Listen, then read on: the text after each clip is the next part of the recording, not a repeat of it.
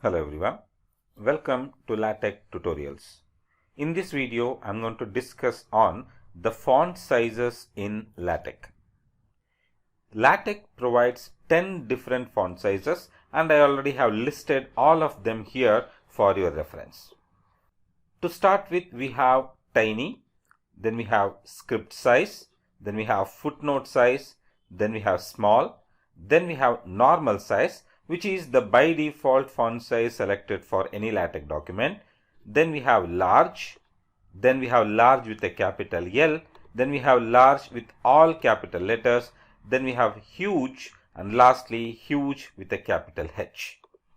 To illustrate how these font sizes look in a document, I have considered the same exact text for indicating each font size. For example, tiny is represented by the word tiny. Footnote size is represented by the word footnote size. Let us save and run the document here. Right.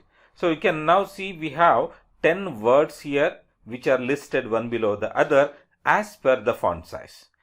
The first one is called tiny. It is very small. Let me just zoom in a little. Right. So this is the tiny font size. Then we have the script size. Then we have footnote size. Then we have small, normal size, large, large with capital L, large with all capital letters. Then we have huge, and then we have huge with capital H. Please note, these are the only font sizes that are supported by LaTeX. Any other font size is not supported unless you write a special library for it. Right, that's it about the font sizes in LaTeX.